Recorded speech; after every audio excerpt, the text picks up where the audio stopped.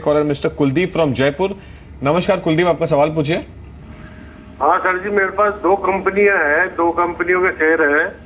एक तो आशियाना housing finance है 190 पे 300 शेयर, और एक जिंदल सा है मेरे पास 70 रुपए पे। Sure. In fact, Vijay, your quick reaction on Ashiana Housing, 190 odd levels पर उनके पास में शेयर्स पड़े हैं। फंडामेंटली आपको क्या लगता है कि 165 is the current market price, इनको यहाँ पे नुकसान हो रहा है 2.44%, the stock is trading lower, but Ashiana housing कितना बड़ा स्टोरी और इनकी इन्वेस्टमेंट में इनको फर्दर रिटर्न्स देखने मिल सकते हैं? देखिए, हाउसिंग सेक्टर में ओवरऑल एक स्लोडाउन तो था ही, मैं कहूँगा, और मुझे लगता है कि अब कहीं ना कहीं थोड़ा बहुत पिकअप देखने को मिलेगा।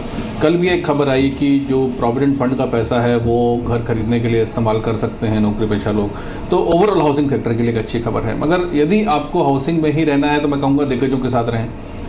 DLF मुझे बहुत अच्छा लगता है, पूर्वांकरा है या ओबरॉय रियलिटी है, अजमेरा है, these stocks look better. Brigade enterprises है जो कि साउथ में काम करते हैं। तो मैं ये कहूँगा कि जैसे ही आपका थोड़ा भाव मिलता है तो आप फ्लिप करके इसको इन कंपनीज में ले जा सकते हैं जहाँ पर मैंने आपको रिकमेंड किया है। दूसरा, इसके साथ की associated sector housing finance company, जहाँ पे मुझे बहुत तेज़ी लगती है विद 2 to 3 years पर्सपेक्टिव, तो वहाँ पर भी किसी भी गिरावट में आप खरीदें, LIC housing, GIC housing, Canfin homes, capital first, DHFL में आज भी अच्छी तेज़ी देखने को मिल रही है। तो I think that these stocks are going to do great in the next 2 to 3 years। तो एक अच्छी अपॉर्चुनिटी बनेगी, तो थोड़ा सा इंतज़ार करिए, मुझे लगता है आपका भाव आ जाएगा, और उसके पश्चात आप जो भी फ्रंटलाइन स्टॉक्स हैं उसमें रहें, या जो मैं कंपनीज मैंने आपको बताई उनमें आप निवेश कर सकते हैं। तो हाउसिंग फाइनेंस कंपनियों में आप निवेश कर सकते हैं। कुछ विकल्प भी बताए विजय ने, LIC हाउसिंग, GIC हाउसिंग जैसी कुछ कंपनियां हैं जहां आप निवेश कर सकते हैं। लेकिन अब बात करते हैं यूनिटेक की। यूनिटेक को सुप्रीम कोर्ट से बड़ा झटका लगा है। दरअसल गुरुग्राम के वीस्टा प्रोजेक्ट का ये मामला है। कोर्ट ने गुरुग्राम प्रोजेक्ट के निवेशकों को 15 करोड़ रुपए लौटाने का आदेश दिया यूनिटेक को। इस पर ज्यादा जानकारी के लिए असीम मंजंता फोन लाइन पर जुड़े हैं। असीम, 15 करोड़ लौटाने की बात हो रही है, कितना समय दिया गया यूनिटेक को, और लगभग कह सकते हैं कि इमीडिएट बेसिस पे कितनी रकम उन्हें लौटानी होगी निवेशकों की?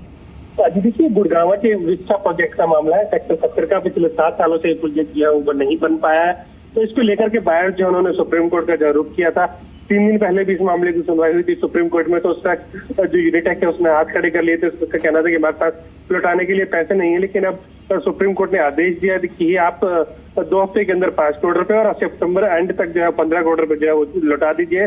बायर को करीब 38 बायर्स ने अपने रिफंड लेने के लिए जो है अपनी एप्लीकेशन जो है वो दी है। तो ये पैसे उसको यूनिटेक को लौटाने होंगे। अगर यूनिटेक पैसे नहीं लौटाता है तो कहीं ना कहीं उसके ऊपर कंटेम्प्ट ऑफ कोर्ट प्रोसीडिंग जो है वो शुरू की जा सकती है।